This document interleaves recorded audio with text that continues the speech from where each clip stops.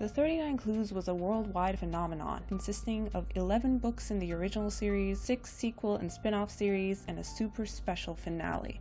It made the New York Times, Wall Street Journal, and USA Today bestseller lists every time a new book came out. In 2012, there were 15 million copies in print, translated into 24 languages, for readers across 191 countries. The plot follows the adventures of Amy and Dan, two penniless orphans who are catapulted into an international competition after their grandmother Grace's will leaves them with an unusual inheritance. The 39 Clues has always been meant to have a screen adaptation. From way back when Steven Spielberg, yes, that Steven Spielberg, bought the movie rights before the first book was even published. But development hell is as hell does, it never quite came to fruition. That is, until I stepped in.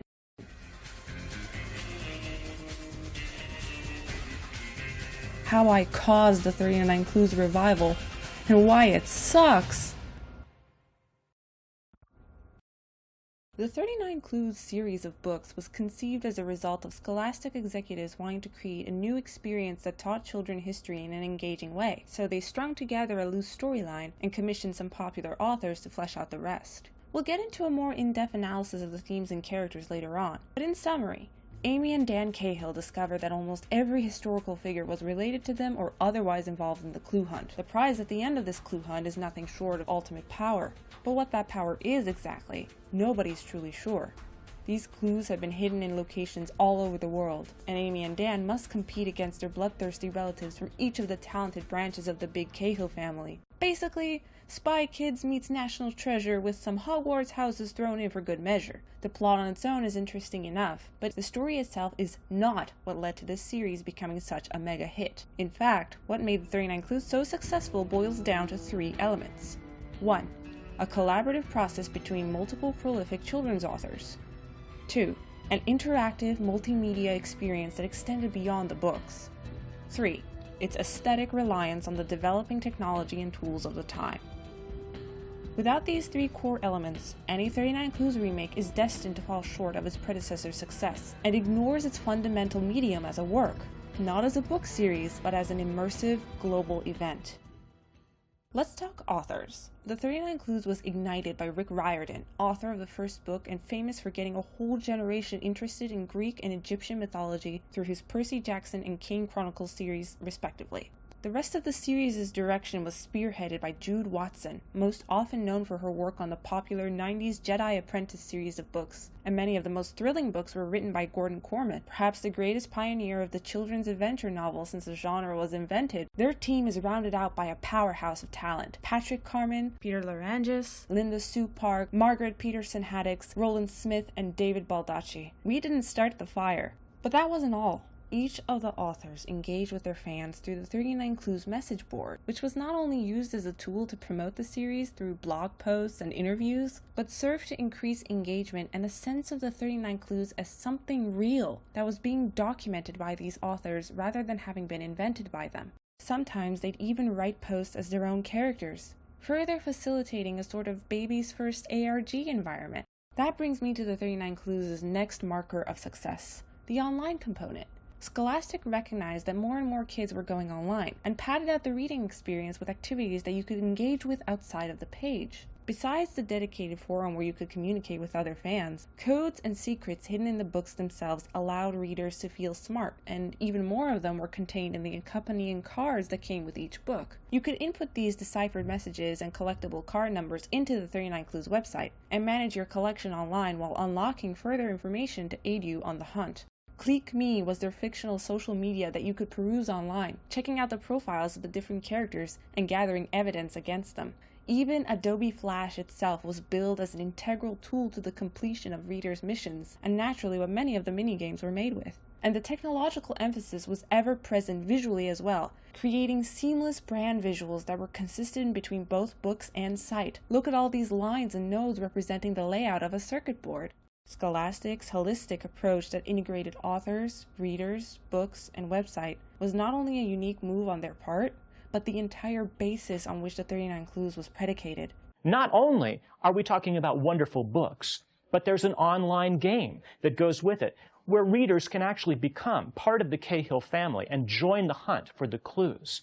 There's trading cards that allow kids to get interested in who the characters are and to use the cards to gain resources in the game online. This was a multimedia project from its initial inception, and always included a film component, too.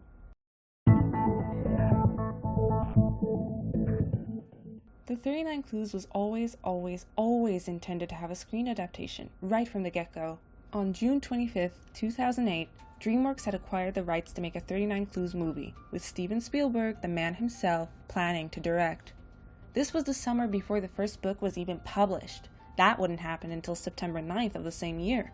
7 days before that, on September 2nd, Jeff Nathanson was attached to write.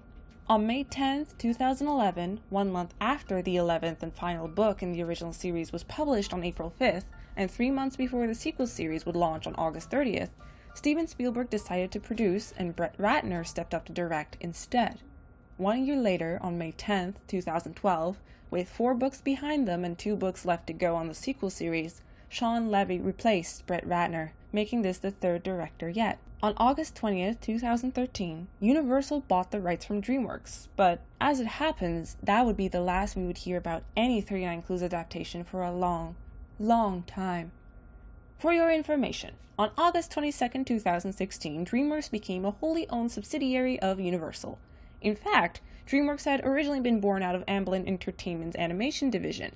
Amblin was Spielberg's production studio and is also currently a subsidiary of Universal. Ergo, the 39 Clues landed right back at Steven Spielberg's feet. But at that point, the 39 Clues had been good and done since the super special Outbreak had been published in 2015, a whole year prior. As of May 20th, 2022, Amblin owns the rights to the 39 Clues. But wait, how do I know that?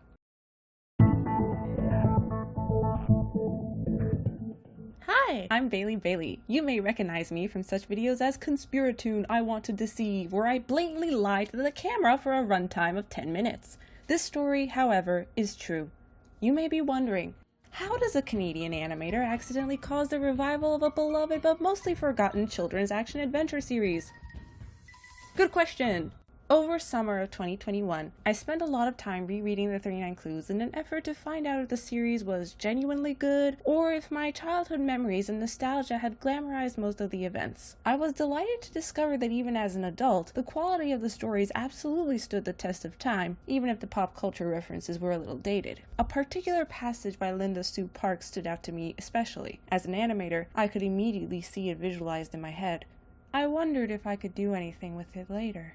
In November 2021, I had to pitch to my professors the project I would be working on during the winter semester, and defend my decision in a write-up. Inspired by some of the experimental animations made for CBC Canada Reads book competition, I wanted to see if I could get away with animating a trailer for the 39 Clues. My professor, to my amazement, approved of my project, an attempt at adapting an existing property and influencing its creative direction according to my own personal expertise and tastes. My soon-to-be film, T39C, was a go! 1 semester later. At 5 a.m. in the morning of April 28th, 2022, I had finished animating my film, exported it, uploaded, and submitted it and all. Watching it one last time before I would crawl miserably back to my bed, I thought to myself that I had done something more special than I had initially imagined. On May 6, 2022, our school's animation club held a screening event, where my film was included. A different one of my professors said it looked like a legitimate preview for an upcoming animated series, and suggested that I should consider pitching it somewhere. I thought to myself, oh god, I should seriously pitch this somewhere. But how do you pitch a show that you don't own? Keep in mind that this very problem would be my downfall. Nobody can steal your idea if your idea was never yours. On May 7th, I posted my film online. Namely, I posted it to Twitter, where it was seen and retweeted by almost all of the original authors: Jude Watson, Gordon Corman, Patrick Carman, Peter Larangis, Linda Sue Park, and Margaret Peterson Haddix. It was a very sweet bout of festivities where they were celebrating my film and even role-playing as Cahill agents underneath the comments of my video, just as they used to on the 39 Clues message board. I highly suspect they enjoyed writing those books as much as I enjoyed reading them. The tweet was also seen by Rick Riordan, who liked, but did not retweet, my video. It was also liked by Scholastic Canada. I wouldn't exactly call it going viral, but it reached the people I wanted it to reach. Back to the problem of pitching. For years, I have been keeping up communication with a certain former development executive at a particular studio. He no longer works there, but we were on friendly enough terms, so on May 9th I shot him an email simply asking what the policy is for pitching an adaptation of something, when that adaptation hadn't been commissioned or licensed or sold or anything. He did me one better. My development executive turned advisor proceeded to send me an amazing amount of resources to develop a fully fledged pitch so I could try to sell my idea to DreamWorks, so they could collaborate with Amblin Entertainment, who have the rights. Remember, both companies are owned by Universal now. This would hopefully result in an animated series adaptation of the 39 Clues on Peacock, their attached streaming service. After some back and forth throughout the month of May, I spent all of June reading David B. Levy's Your Career in Animation and proceeded to put together a preliminary pitch for a potential 39 Clues series. On July 14th, I sent over the first version for feedback. After some retooling and finessing, I completed a second draft on August 15th.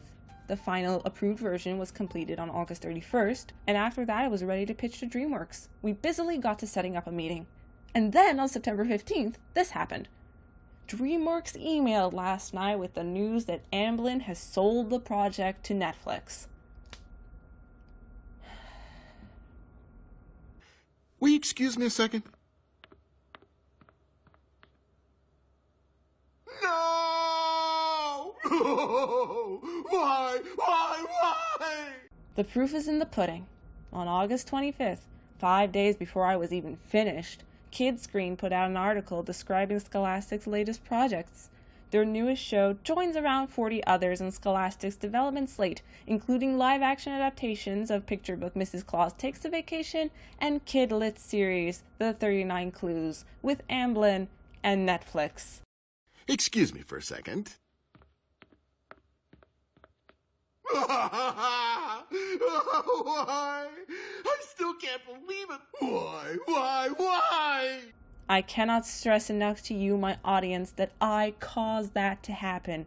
The 39 Clues had remained pristine and untouched for 7 years since its last installment, Outbreak, was published in 2015. That book did not age well, as it's about our main characters trying to stop an outbreak of a deadly disease. But I digress. Nobody was going near Scholastic's mega success until I started sticking my nose where it didn't belong and shook enough Hollywood palm trees that I was dropping coconuts in all the wrong places. Whispers went around, the archives got pulled out. Meanwhile, I made it all the way to Steven Spielberg's front door and had that door slammed in my face, leaving me with absolutely no way to prove I had anything to do with any of it. So when that 39 Clues live action series finally shows up, you guys better remember, it was because of me! Not only that, here's something that happened in the very early stages of my pitch which I didn't even know about until much later. Back on August 1st, Rick Riordan posted about a cover reveal for a new 39 Clues graphic novel adaptation by comic artist Ethan Young. So, he and I would have been concurrently working on illustrated adaptations of the 39 Clues over the summer. Young was commissioned to work on a graphic novel adaptation after my film made the appropriate rounds on Twitter, most likely in preparation for the promotion of a potential upcoming live-action adaptation. Fast forward to its release on April 3rd, 2023, the day that I finished the last class of my bachelor's degree, and lo and behold, Ethan's book was published. Here it is. I'm holding it in my hands. Let's get into it.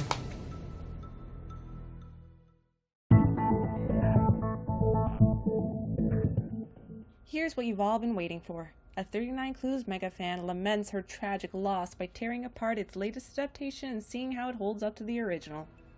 Disclaimer: there's a lot of differences that don't really matter, like a line that's altered from "they're so young" to "they're so very young" in the graphic novel, or how in the original, Dan wondered if he should get an autograph for his collection. which is made into Dan actually asking for an autograph.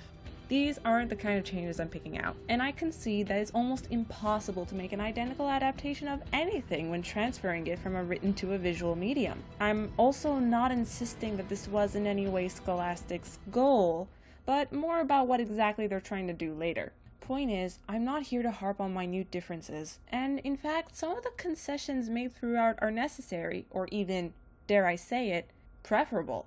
I am not criticizing or highlighting every alteration between the book and the comic, just the ones that I feel affect the integrity of what the original was trying to convey. The way the story begins is pretty straightforward. Amy and Dan are getting ready to attend their grandmother's funeral. an event that will jumpstart the rest of the plot. In the original, Dan wants to wear his ninja costume. Aunt Beatrice had thrown a fit when he tried to go to the funeral in his ninja clothes. But in the adaptation, Ethan Young changes to be a superhero costume. This is a misstep. Dan's interest in ninjas is supposed to be indicative of his interest in history. He acts like it's boring, but there are parts of it that intrigue him specifically. It also serves as foreshadowing for the third book, where his knowledge will come in handy once they're actually in Japan. What about Amy in this scene? What's she up to? Amy's reading a book during the drive to the funeral. What book this is isn't established in the original. "What are you reading this time?" he asked. "None of your business, dweeb." But becomes the Odyssey in the graphic novel. I think this is a good choice. Rick Riordan is known for his Greek myth retellings, and by handing Amy a classic, you're cementing her interest in books, research, and, of course, history. What they did for Amy is the opposite of what they did for Dan, trivializing his need to be in a costume that makes him feel secure and in control by presenting it as simply a childish urge. It wasn't as if Grace would care if he was comfortable and deadly, the way he felt when he pretended to be a ninja. But of course Aunt Beatrice didn't understand. The only reasons I can somewhat accept this change are as follows. Ethan Young, an Asian American artist, probably didn't want to follow through on a white boy's appropriation of Japanese culture, and as a comic book artist, having Dan dress up as a superhero was more in line with his own interests. I can respect that. At the funeral, Grace's inheritance leaves everyone with a choice. $1 million or the clue. This decision will mark the launch of the clue hunt. The scene where Amy and Dan initially accept the challenge is so good. It's really satisfying, actually. I felt the same chill run up my spine as I do every time I read the original passage.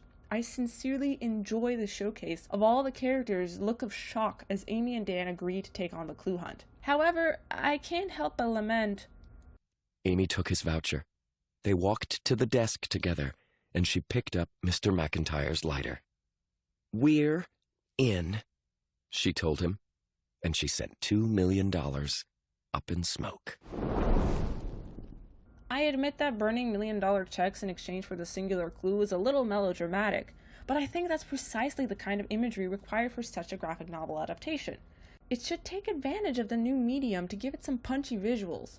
It's also telling that Amy's the one who sets the check on fire. There's a big theme of self-determination and sacrifice in that one action. This is a key aspect that's almost completely gone out of this version. The 39 Clues has a really keen perspective on wealth, class, and poverty. Amy and Dan's poorness are inherent aspects of their characters, involving a great deal of this sort of self-sacrifice in pursuit of a greater good. The way this is kicked off in the beginning is through giving up pieces of their own lives, things that are important and valuable to them. Amy sells her grandmother's jewelry, all that she has left of her. "How are you going to pay for it?" Nellie said suspiciously. Amy opened the jewelry box and dumped it on the table. The pearl bracelet, the diamond ring, and the emerald earrings glittered. Meanwhile, Dan sells his collection of baseball cards that he's been building up for years. "We'll need transportation for 3 people," Amy said uncertainly, "and hotels, and food." Dan took a deep breath. "I'm going to sell my cards and coins. There's a shop down on the square." "Dan, you've spent years collecting that stuff." That's not an easy thing for either of them to do, but it earns them enough money to be able to go to Paris. How has this changed in the graphic novel?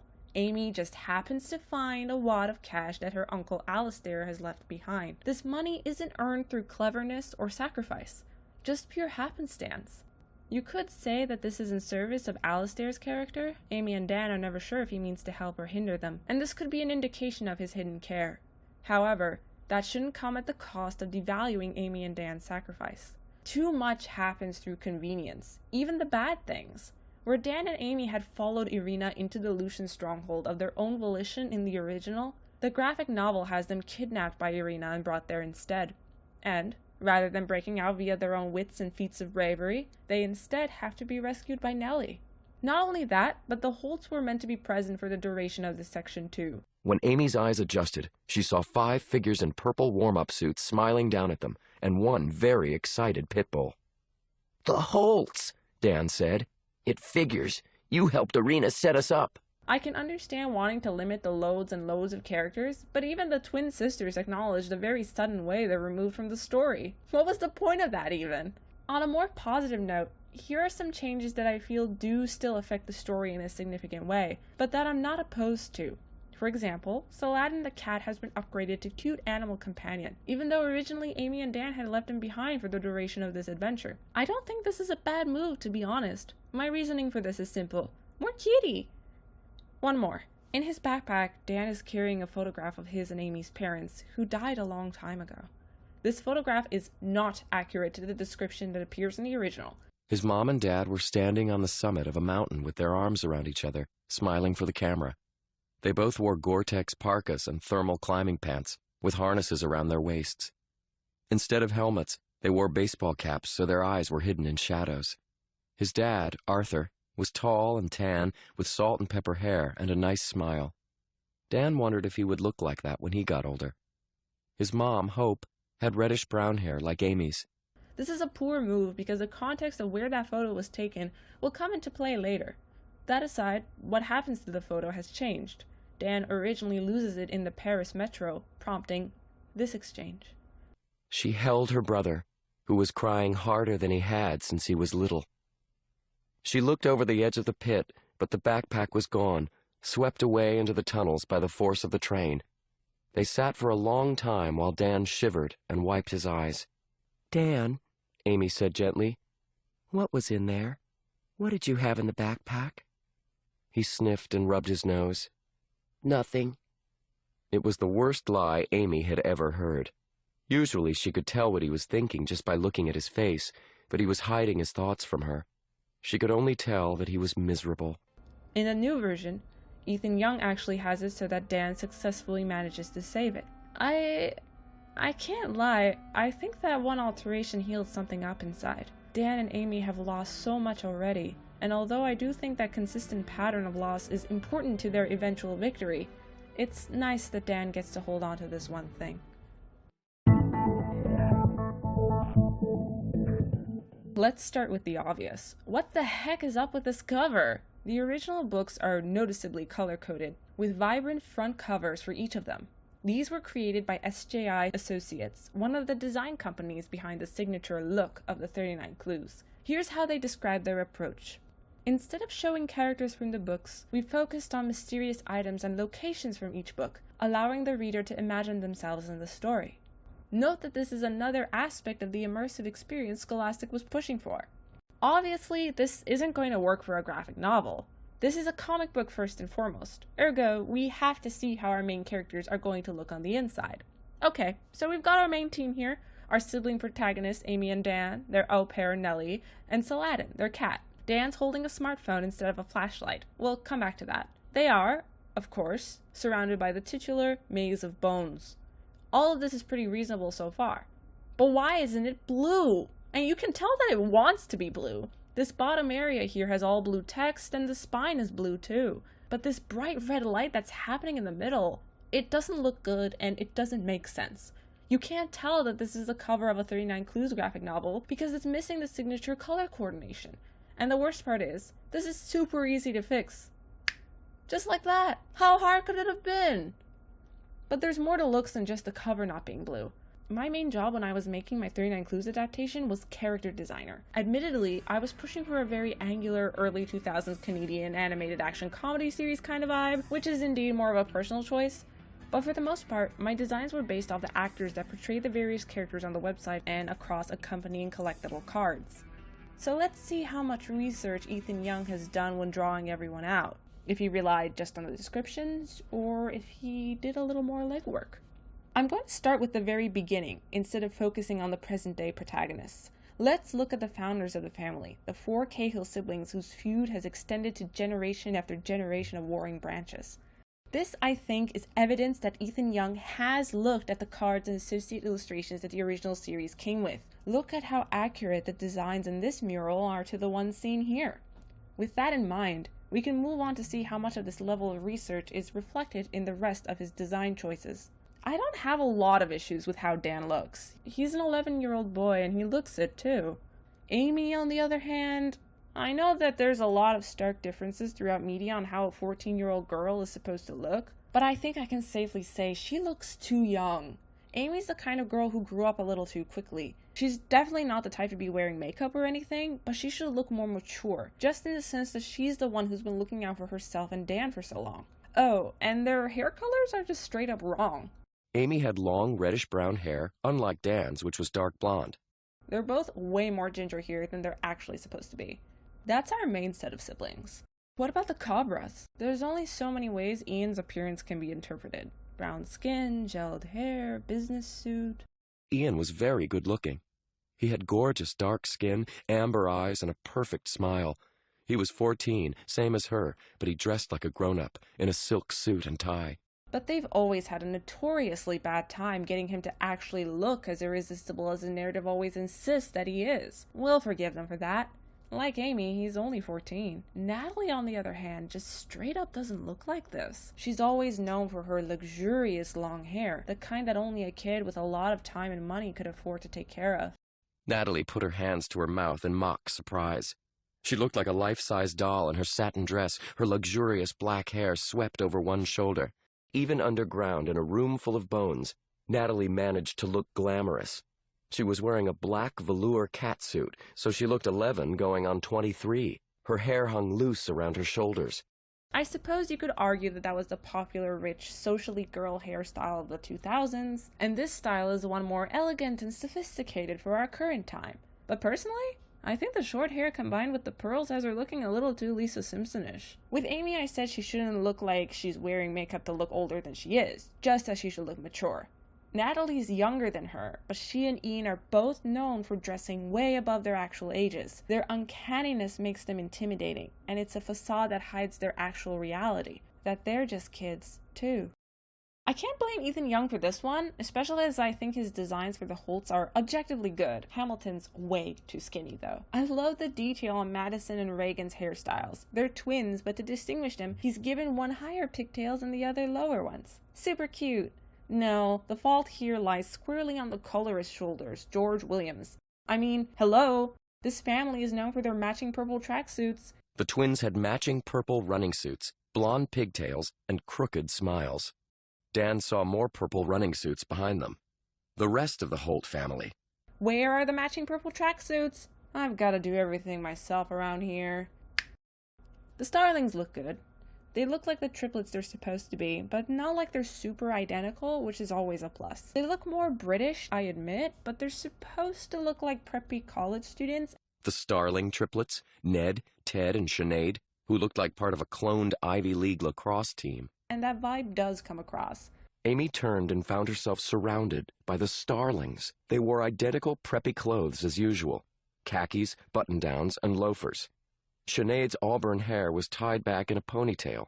Sinead's supposed to have red hair, but since Amy and Dan have been pushed away from red, brown, and dirty blonde to both being redheads, I guess they didn't want any confusion. Jonah and his dad look fine. Jonah's a little less wannabe gangster. He was dressed just like on TV, with lots of silver chains and bracelets, ripped jeans, and a black muscle shirt, which was kind of stupid since he didn't have any muscles. A little more Instagram influencer, but I think he still retains the spirit of the character. Here he's a little too Bruno Mars, though. His dad remains perpetually on his phone, even if that phone is no longer a BlackBerry. But I demand to have his goatee back. I'll give Ethan Young some overall credit for actually being able to draw older characters. I mean, obviously, he's an accomplished illustrator who's worked for a number of publishing companies. This is something he has to be able to do, but I thought I'd mention it because it was definitely a struggling point for my own film. Irina looks a little less scary Russian super spy, but I think that's a plus. She shouldn't be going everywhere actually looking like an ex-KGB agent, because you wouldn't be able to tell. Still a little too stereotypically Russian, but eh. Alistair has gone from kooky, eccentric uncle. They weren't out of the Denfert Rochereau metro station 2 minutes before they spotted Uncle Alistair. He was kind of hard to miss in his cherry red suit and canary yellow ascot, his diamond-tipped cane swinging in one hand. To being more, how should I say, hot old man. I'm down with that. But why did they get rid of his diamond-tipped cane? That's going to be relevant later, you know. Then there's Mr. McIntyre. After the service, a guy in a charcoal gray suit stepped to the podium. He looked vaguely familiar to Dan. The man had a long, pointed nose and a balding head. He reminded Dan of a vulture. I think this is a bit of a downgrade. You made him look like a generic lawyer. Well, no, actually, he already looked like a generic lawyer, but now he looks like a generic butler. That just won't do. And the way their grandmother Grace looks here, it's not accurate to how she looks in cards and photographs. You know what it kinda is accurate to, though? How she looks in my film. But I guess there's only so many ways you can draw a beautiful grandma. Finally, Saladin. There isn't an American alive who can draw a cute-looking cat, and I don't blame him for not wanting to include every stripe and spot on an Egyptian Mao. So, when it comes to character designs, the ones here are pretty hit or miss. At the end of the day, it's all down artistic license anyways, so I can't be too mad. And honestly, I'm not, because there's something way worse going on. Scholastic is displaying an obvious and eager attempt at modernizing the 39 Clues, even when it's not necessary. I don't think this is Ethan Young's decision. I think this is what he was told to do wherever he could. I'm not against a modernization of the series on principle. I would be thrilled at a restart of the Clue Hunt for our current audience. But since they're not fully committing to it, they're not applying these modern aspects in a way that remains faithful and accurate. Let's dig into some more of these examples. In the original, before they make their fateful decision, Dan wants to use his $1 million to pick up Mickey Mantle and Babe Ruth baseball cards for his collection. $1 million, he squealed. I could get a Mickey Mantle rookie card and a Babe Ruth 1914. These two famous baseball players were long dead before the time of the 39 Clues and don't need to be made contemporary. But the references changed anyways. To basketball player Kevin Garnett? Hello?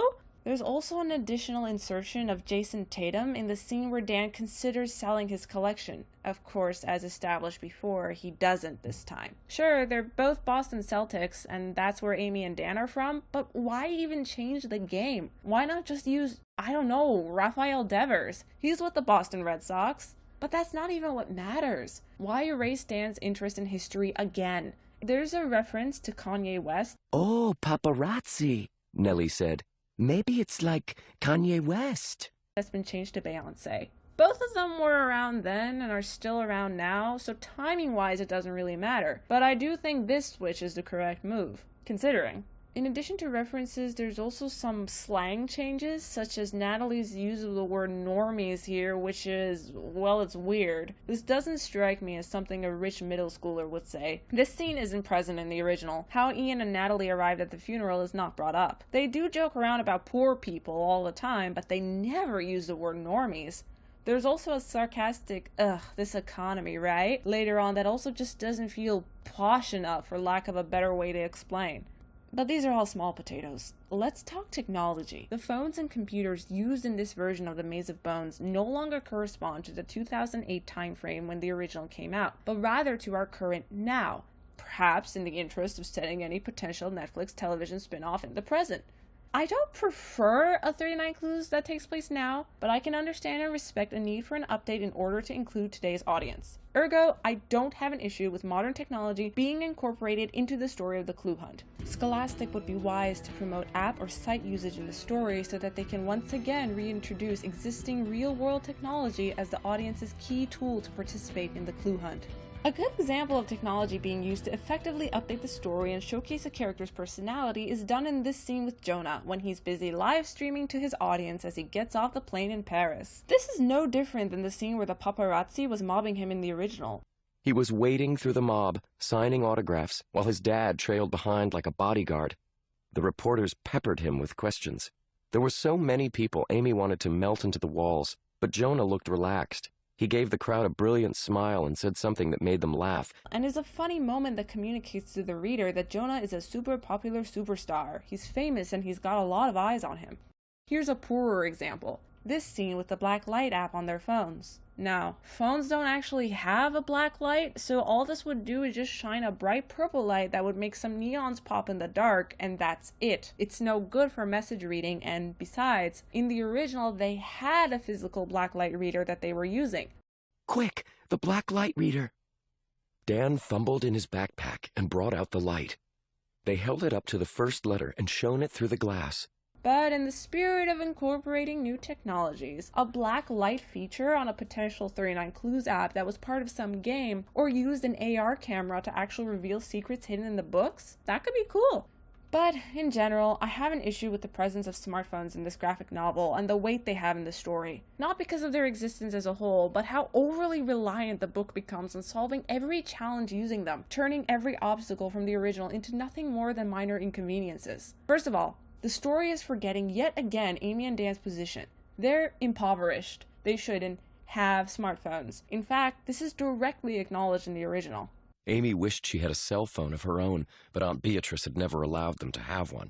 Cell phones already existed at the time the original series took place, and other characters had them, but it was always the better move to leave Amy and Dan with this disadvantage. That way, not every problem is solved instantly. The 39 Clues can still take place in the present now without these two having phones. Also, I don't appreciate this cats on the internet joke. That is so 2010s, honestly. Which I guess would make sense in the context of the original, but not anymore. To an extent, I can understand wanting to limit the amount of times Amy and Dan go to a library. Internet research was a part of the original too, after all, so it's fine if that comes into play. But when serious character moments and defining traits are sacrificed thanks to the existence of smartphones, your adaptation has a balancing problem. My case in point, Dan's lack of photographic memory. This was one of his greatest skills and a unique defining attribute in the original. Amy didn't argue. Her brother had a photographic memory. Their grandmother had commented on it many times. Had she known back then that his talent would be of vital importance one day? This helped in his ability with math and number puzzles, but was even more useful because every puzzle or clue that was destroyed or lost somehow, Dan could quickly describe and draw out to solve later. Can you memorize that address? Already done. What did the inscription say? Nellie asked. Dan didn't know any French, but he'd automatically memorized the words on the marble slab. Iron solute. Where have I heard that before? It was on that other list, Dan said without hesitation. He was a walking storage device, and this neat trick wasn't just a convenience, but a point of angst too. Dan was forced to remember every horrible detail of everything he experienced on the hunt. Where is it now? Gone! Dan can just take a photo of whatever he wants to look at later. There's no intrigue at all. I wonder if there's anyone else that's been done a disservice thanks to this haphazard updating.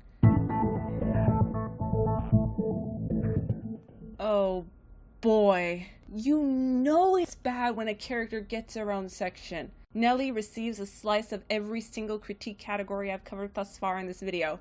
She's the victim of a botched, altered narrative, her design is completely inaccurate to the spirit of her character, and the misguided attempts at updating her storyline are woefully inadequate. Nellie is a brilliant invention that I believe the 39 Clues couldn't work without, and I was sad I had to exclude her in my own projects. She's a unique narrative solution and deserves a good going over. I'll give her one now. She answers a very obvious question that's raised as soon as these orphan minors have to start globetrotting. How are they getting from place to place? Well, enter Nellie, who's legally their chaperone but just young enough not to be in the way. So how do we get an adult? He asked. Rent one? Amy twisted her hair into a noose. We need somebody who'll let us do what we want without asking too many questions. Somebody old enough to look like we're being chaperoned, but not strict enough that they'll try to stop us. Somebody kind of pliable. But after a while, Nellie as an answer starts to raise another question. Why would she, with no relation to the Cahill family and absolutely no idea what the clue hunt is about, even agree to go globetrotting with these orphan minors? There's a limit to curiosity, especially when there's so many near-death experiences along the way. This is then answered towards the end of the series. Much like everything else in their lives, Nellie has always been intended by Grace to look after Amy and Dan, and all the cool skills and training she's received because of her parents were actually recommended to them by Grace. So there's a very delicate balance in Nellie's character. She's involved, but oblivious. She has a secret mission, but she's not a spy. This is improperly handled in the graphic novel. But who is Nellie exactly? The best way to describe her is as the cool girl of 2008. She's the Wendy of this world. The boyfriend-rotating, lazy, food and music-loving, adventurous, brave, multi-talented older cast member who's responsible for the younger crowd in a non-parent way. Nellie was just where Dan figured she'd be. Sacked out on the sofa with her earbuds in, bobbing her head to whatever weird music she was listening to while she punched text messages into her phone. A stack of cookbooks sat next to her on the couch. The top one read, Exotic Mandarin Cuisine. They had her attention now. 3 words always worked with Nellie. Guys, food, and money. But Wendy is the cool girl of 2012 and has the aesthetics to match. Flannel shirt and all. Nellie is a bit before this. Not quite goth or punk. Alternative in what would have been the mainstream way. Nellie blinked, which was pretty cool to watch since her eyes were done in blue glitter eyeshadow. She had a new nose ring shaped like a silver snake. Dan wondered why she wanted a snake curled inside her nostril. She stood up. She was wearing her ripped British flag t-shirt, faded jeans, and pink plastic shoes. Her hair looked like a pile of wet straw, half black, half blonde. Her glitter eyeshadow was red today, which made her eyes look even angrier. Her arms were crossed over her t-shirt, which showed a picture of a screaming punk rocker. All in all, she looked pretty scary. This is sorely lost in her presentation this go-around. She's now what I would call the cool girl of 2023. A millennial dropout, practical dresser, and mom friend who's the only one that knows what she's doing. Obviously, this is a safer bet for Amy and Dan to be left with, and is a likable persona. She's just not Nellie. What made Nellie cool was just how irresponsible she was despite her role. Remind me to fire your au pair as soon as we return to Boston, Beatrice grumbled. You two have been entirely too spoiled. Nellie's nice, Dan protested. This Nellie almost let you burn down the neighbor's apartment building. Exactly. Nellie had lasted longer than most. Dan liked her because she made amazing waffles, and she usually cranked her iPod up to brain damage level. She didn't even hear when Dan's bottle rocket collection went off and strafed the building across the alley. Dan would miss Nellie when she got fired. This isn't about how they're darkening her skin. No, that's totally fine and encouraged, actually. Nellie is Mexican. She should have ethnic features. Even the Japanese illustrators acknowledge this fact about her. But just look at her wardrobe. Ah!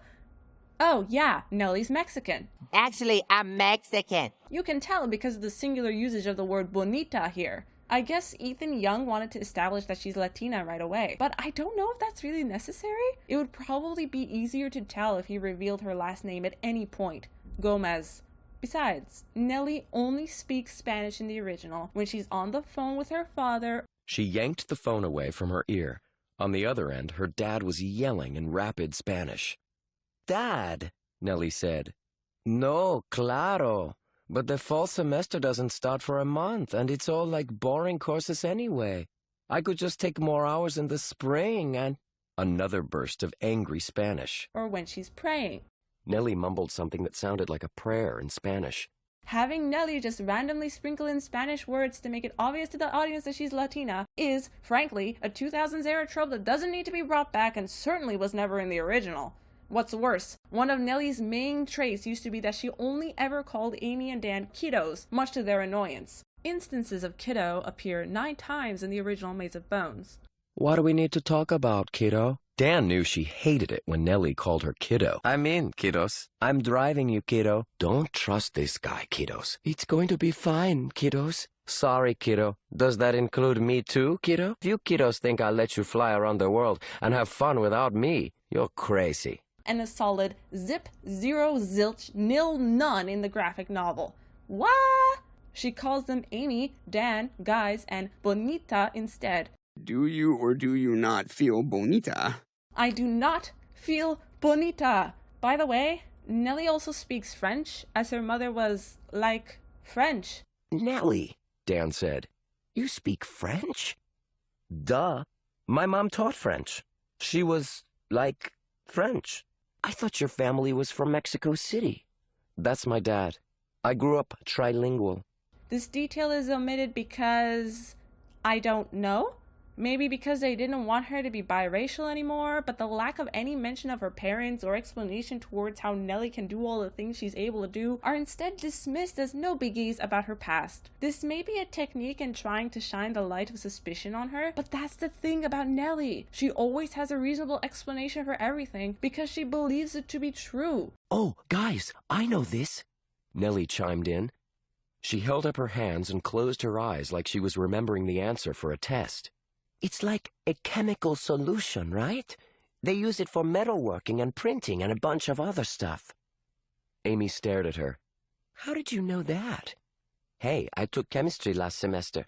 I remember 'cause the professor was talking about, like, how they make high-end cooking equipment. Franklin probably used iron solute for his ink when he was a printer. Also, why is she suddenly a college dropout? She had just started college when the clue hunt kicked off, albeit not one she was happy with. Well, if you let me go to cooking school instead of stupid regular college. Her dad's yelling got slightly louder than a nuclear explosion. ¿Qué, papa? Nellie yelled. Lo siento, you're breaking up. I'll call you when I get a better signal. Love ya. Nellie would never drop out of cooking school. That was always her dream. When it comes to Nellie, they take away so much in exchange for giving her more to do. Nellie accompanies Amy and Dan on many of their escapades. Their trip to the catacombs is a good example. But not all of them. Remember how I said Nellie rescues them from the Lucian stronghold after Irina kidnaps them? I'm all for letting Nellie shine, but as I've said before, it should never come at the expense of our protagonists. It still seems a bit silly to not make the kids the heroes of their own story, when Dan is the one to break them free by smashing a window in with a bust of Napoleon. There was no time to think. Dan picked up a bust of Napoleon from the coffee table and threw it through the glass. Crash! Here it's Nellie who has the honor instead, except it's with a bust of Columbus. And that leads to this fun little line. I've always wanted to give this guy what he deserves. Okay, Nellie without a doubt has anti-colonialist sentiments, but this is just a cheap, one-off one-liner. It's not meaningful. This is a series whose primary function is dealing with history in a way that both highlights significant events in an educational manner, while also not glossing over the fact that a lot of this includes some pretty horrible things. By including this line from Nellie, the graphic novel seems like it's attempting to do damage control for a series that is outdated, and it is, just not in the way that they think, by signaling to its audience that it's hip and cool since it uses a character of color to acknowledge a problematic figure, as if that's the only thing such a character could ever comment about. That's not necessary. All the 39 Clues ever does is critique history in a way that's both honest and child-friendly. We don't need this extra line from Nellie to hand-wave a moral problem the series doesn't have. Also, Columbus completed his voyages in 1504. The events that would kickstart the formation of the Cahill family happened in 1507. It makes no sense for a bust of Christopher Columbus to be in the Lucian stronghold in the first place when Luke Cahill wouldn't even have any children until the 1520s. This is why they decided to tackle him in the Infinity Ring series instead, guys. Finally, I'm having an issue with how quickly they're pushing the sense of Ohana these three have. It's true that Amy and Dan come to view Nellie as their family, and the three of them, plus their cat and some others along the way, will become a familial unit with a strong bond by the end of the series, but we're not quite there yet. I know Found Family is the top of the pops right now, and I don't blame Ethan Young for wanting to center Nellie more firmly in Amy and Dan's story. She's an important part of it, but I think it's better to just let their relationship play its course. This is Amy and Dan's story first and foremost. Nellie herself would want it like that. I would have liked to end this video with an announcement that there's a sequel to the graphic novel on the way, an adaptation of Gordon Corman's One False Note, the second book in the 39 Clues series. I procrastinated in the hopes that someone or other would tweet something or other, but no dice. However, I was pleased to discover that Indigo had placed the Maze of Bones graphic novel right smack dab on the front shelf labeled bestsellers. Yes, you heard that right. I was pleased about it. Here's the twist behind everything I've told you so far. I spent so much time complaining not about something I hate with a passion, but about something I was happy to receive, read, and reread in order to make this video. Ethan Young may not have made the T39C project that I envisioned, but he made something out of my favorite book series that threw me back into an adventure that was important to me, an adventure that was real to me, and still is. As far as adaptations go, alterations and concessions and bad decisions and all, this one is genuinely good. If a Netflix version was made using this as its script, I would even consider it loyal.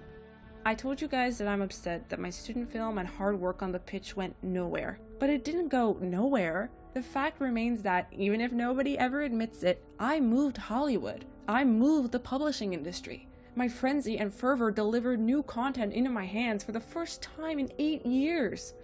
And after applying everything I learned and discovered and thought real hard on into this video, I can officially say, none of it was a waste. I had a really good time. But hang on, that doesn't mean my criticisms are null and void. Let's go back to where we started, with the three key components of the 39 Clues and its success. Scholastic is not incorporating these properly with the new graphic novel. but it can and it should. The groundwork has already been laid out. For starters, there's no codes, no cards, nothing hidden in the pages of the book. Nothing to make it feel like an important item to aid a reader on their own hunt for the 39 clues. Have the illustrator do that the next go around. Make apps and games that tie the books together. You already have a virtual world, home base, where you can visit the characters. Amy and Ian instead of Amy and Dan, which makes sense if you've read the 3rd and 4th series, but not if you're just starting out. Fix that. In home base, you can collect the 39 clues yourself and go on missions. Expand that. Make it like what Arena 39 once was. Bring back the cards, or make other collectibles, physical or virtual. Finally, make some kind of time-based media, the one that you've promised since its inception. Animated, live-action, film, series, I don't care. Bridge that final gap. Make the multimedia experience, then hide codes and symbols in the frames of that too. Truly, I hope Ethan Young's Maze of Bones is a success, not only leading to the long-promised film and/or series, but more graphic novels too. However, I dearly hope he doesn't draw the next one. Not because he did a bad job, but because each 39 Clues book had a different author, and each 39 Clues comic should have a different illustrator. That would be the proper way to uphold the spirit of the original. This has been Bayley, Lucian Agent. Read the books, collect the clues, save the world!